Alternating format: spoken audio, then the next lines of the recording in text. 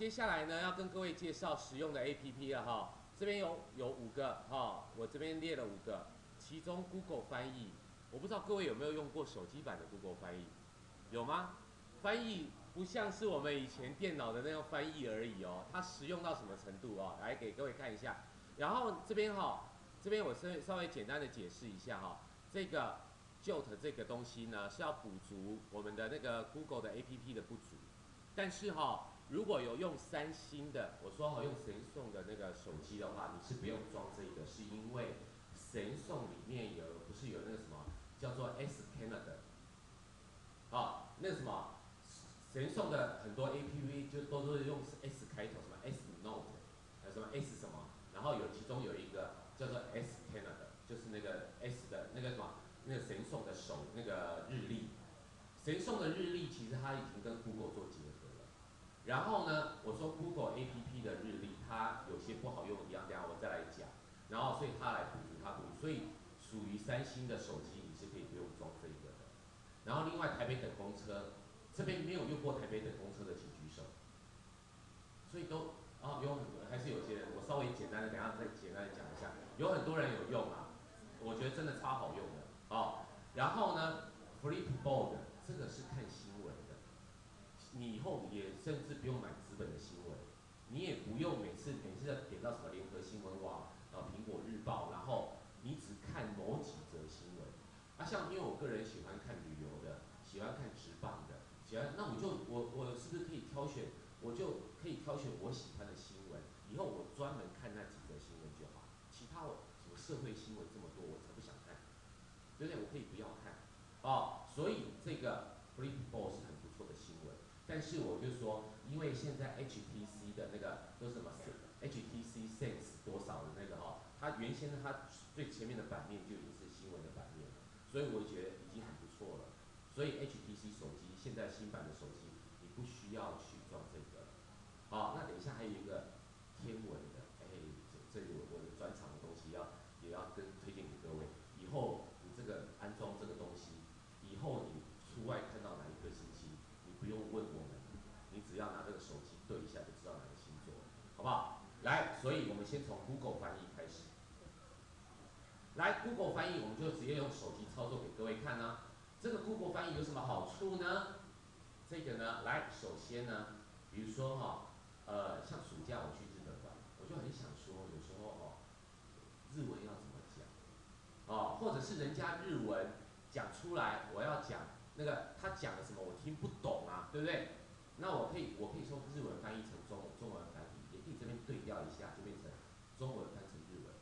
我举个例子而且你不用打字，来看一下用讲的比如说呢，我用这个麦克风，我先介绍这个麦克风功能打进去，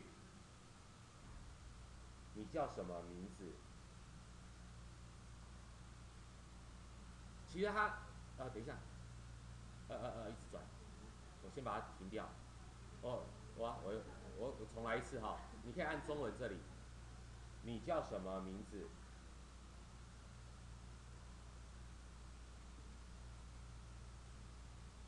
好，基本上它打完之后，它翻成日文了之后，它会发音念出来。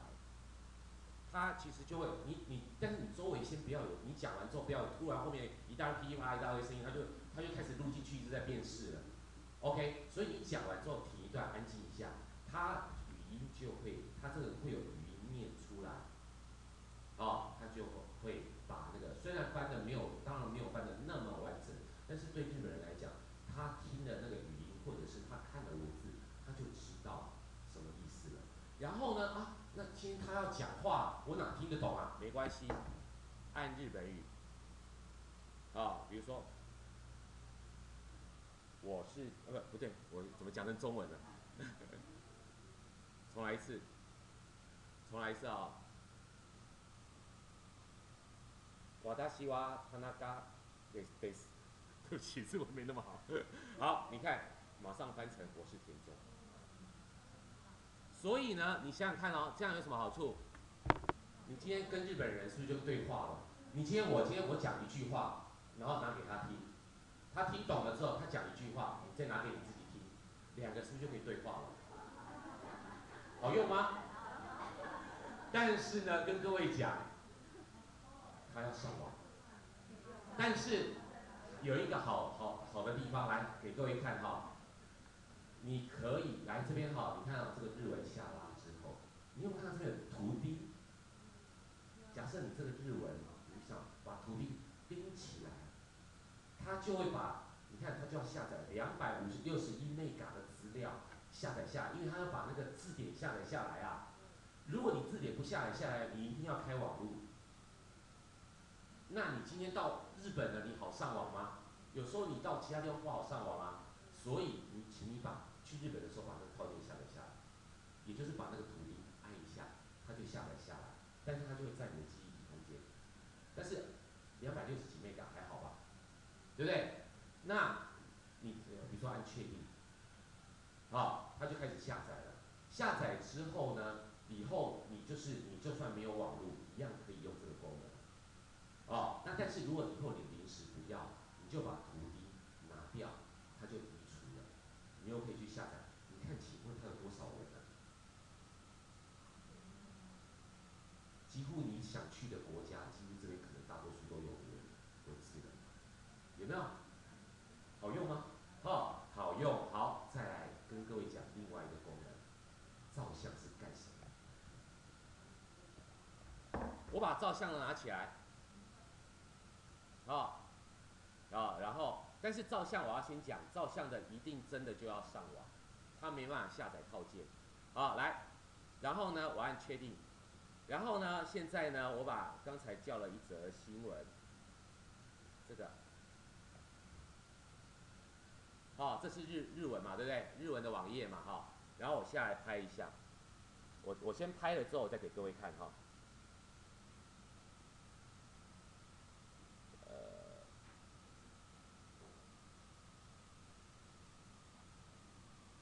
哎，等一下，我还没拍到，对不起，等我一下哈。对不起，因为我手机一直在下载当中，我口头跟各位讲好了。好，再一次好了。现在因为刚才下载套件花了一点时间，所以就没办法同时做。我再做一次哦，把照相机打开来，可以干嘛呢？来，我现在把一个日文的网页叫出来。我现在去，对不起，虽然各位看不到我手机的动作。哎，等一下，我这边好像有点那个，我口头讲好了。那个什么，你把那个相机对着这种日文的字拍照，就是这样。对不起，你这里按了之后，然后去对准那个日文的字去拍照。我现在是中文转日文，那对不起，我要拍中文，我拍中文，我来拍一张啊，各位。可是我这个相机的拍照，我不太确定是哪一个。我讲一下哈，因为我这一只手机其实是7月底才刚办的，这个人缝的，还没有玩得很熟。我这边我先讲相机，你对着一个语言去拍，那你要先看哦，我现在是中文转日文，所以你先这样子，假设我今天走到日文的，我走到日本的餐厅里头，突然他递给你的 menu 全部是日文，请问你看得懂吗？你看不懂，难道你要叫 waiter 来一行一行解释给你听吗？你又听不懂，对不对？很麻烦，所以你只要把这个照相机，你先把日文翻成中文的，先切好，然后拿照相机去拍照那个 menu， 拍了之后，拍好之后，然后你可以在那个日文的文字上涂抹一下，它就会翻译你刚才涂抹的那一行字叫什么意思，就帮你翻出来。所以你以后人家递上来的 menu 是日文字的选那个 menu， 你需要担心吗？你担心你就不用担心你点错东西，你可以先拍，然后一个一个去翻译它是什么意思。但是因为我这边的拍照不知道为什么，它照理说这个按钮按下去之后，底下应该要有一个拍照钮才，是这个吗？我看一下，这个是可以拍照的，不是这闪光灯哎，因为现在这个拍照功能不知道到哪里去了，我看一下，哎不对，对不起，它照理说，因为我的另外一只手机，它这个拍照是可以直接做拍照的，啊，就是它出现画面之后，然后我是可以直接，上面是有一个那个拍照的钮，直接拍照，拍完照之后，它就会去扫描，扫描上面的文字，它就会扫描上面的文字，然后扫描出来之后，你就针对你要了解那个日文字去涂抹一下，它就会把翻译出来了，你就可以知道那个东西是什么。啊，那当然你也可以靠写字的，写字的啊，比如说那个这个写字的就写个日文字而已啊，哦这样子，然后它帮你辨识出来，就这样子而已。哦，所以它的这个功能最好用的部分在刚才那前两个，这两个，好不好？好，那这边就先不让各位测试了。然后呢，我先跟各位讲哦，Google 日历是上次我们教的，但是 Google 日历我们来看一下，在这里，Google 日历在哪里？哎，我没有 Google，这边没有 Google 日历，这台没有 Google 日历，日历啊有日历，好，各位看，我觉得这个版本太好了，这个我跟各位讲哈、那个一般预设的 Google 日历，这应该不是预设的 Google 日历的 APP。一般 Google 日历的 APP，我们呈现月的好了。你看啊，这个也算了。Google 月历的 APP 有一个缺点，好，Google 你看你弄成月的话，你看这里有事，这里有事，这里有事，这里可是什么事你不知道，你还必须要点进去才可以看得到，否则这样子很麻烦。但是如果你弄那个旧的啊，那个我装在哪里？这里好，装完了之后，它也会跟你的 Google 日历做结合，好，有 Google 的形式历做结合，确定。好，那他还问你要不要国定假日，要不要反映在你的形式历上，他会直接去把国定那个什么政府机关的国定日历帮你汇进来。假设你也要，然后就取得。那如果不要，暂时我先不要，我关闭。好，起码呈现的这样子是不是比较清楚一点的？好，这个 Joke 它就是补足 Google 日历，它会跟 Google 日历做结合，所以你这里马上跟 Google 日历相关的这个资讯就，你看你这样子弄一个月份的，你起码还可以看到小小的字，大概它是什么事情。但是预设的那个 Google Google 日历，它的 APP 它呈现不了，它就是一个点一个点。好，这个是 Joke 的好处。那但是我就说三星的 S Canada 这个 APP 已经可以呈现那个把那个一个月份的那个每一天有什么事情的小字，它会显示出来。所以我说三星的它不用装。好，那另外第三项是台北等公车。好，来台北等公车介绍一下。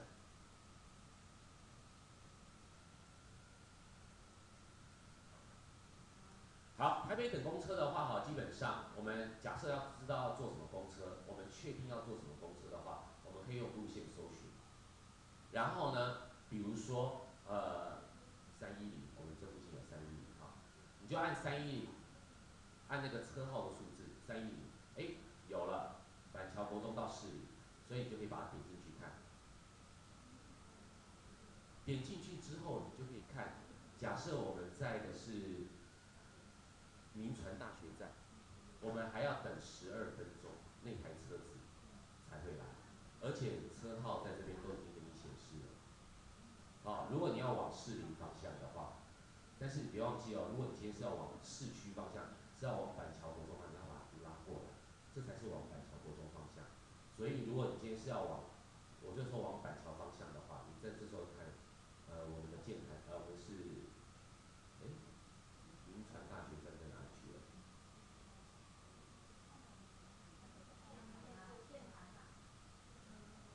就在这，哦，他没有经过，他往板桥310过我们学校前面了。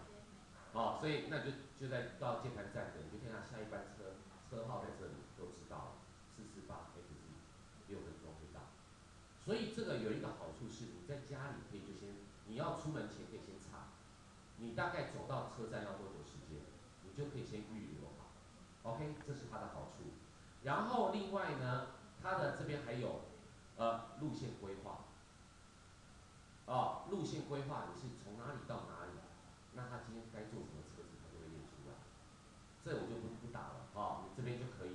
我的位置就是他会用 GPS 抓你现在人在哪里，或者是你是用 WiFi 连的，他就会去找你现在 WiFi 的位置大概在哪附近然后当然你可以直接输入你的那个地点，他就会帮你去找。然后还有一个是常用站牌，常用站牌倒还好，我上次记得有一个提醒的，看一下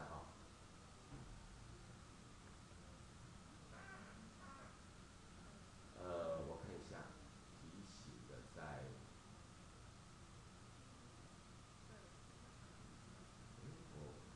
好，在这里。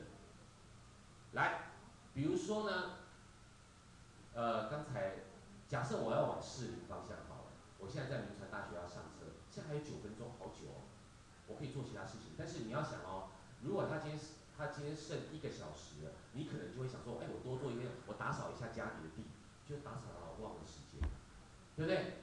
所以你可以设提醒，比如说呢，铭传大学现在9分钟到，我希望他在快到前5分钟，我走下去5分钟可能就到了，我在5分钟前提醒我，这时候我可以开始出门，那你就可以在这个地方点一下，按上车提醒，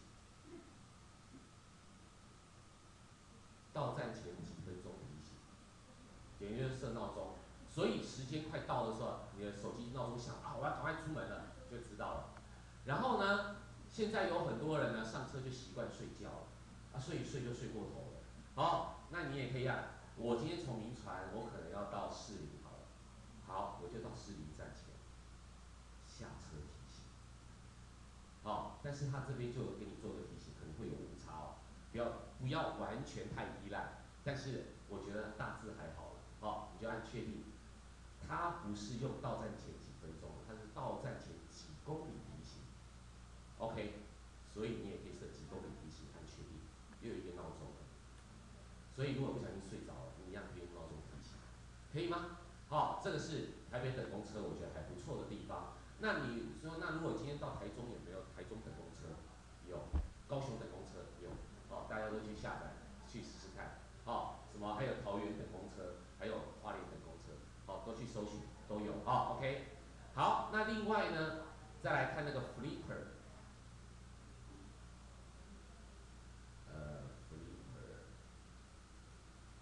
Flipboard 这个东西，我说的是看新闻的你点起来呢那当然你可以，你看它这边有一些可以订阅的，但是它最好当然是希望你有一个账号密码登录，你登录了之后，它才会记载你的事情那我这边就暂时不登录了。那它这边有新闻类的、科技类的、什么商业的，如果你觉得哪一个喜欢，你就去把它点起来比如说我喜欢音乐类的不错，科学类的不错汽车类的不错，美食也不错，体育我也喜欢，旅游喜欢，你就把你要的，你这个点起来就是订阅了。订阅了之后，以后当天跟这个相关的新闻，我跟各位讲，它这些新闻有些会去从不同的报纸去收集过来，会去从不同的报纸或者从不同的电子报去收集这些相关的资讯过来。所以，那你因为你跟他订阅这几个比较你喜欢的这几种报纸，然后你就按创建你的什么 Flipboard， 然后他以后当天跟这些有关的新闻，他就帮你弄下来了。OK， 像这时候我想切进科技的，我就点科技的，这时候就是一则一则的，对吧？它就是一则一则，因为做的还蛮炫的，专业，可以这样子看，你就可以一则一则看你的新闻。当然如果你真的要进去看，点一下，它就开网页的让你看，网页的电子新闻让你看。看完了之后你再倒退回去，又是一则一则的新闻。如果你真的会觉得这个有兴趣，再点进去。又是点到网页可以看。好，这个就是新闻的。好，那最后一个 Google 天空地图，它最后抓起来叫 Google 图像图，这个有什么好处呢？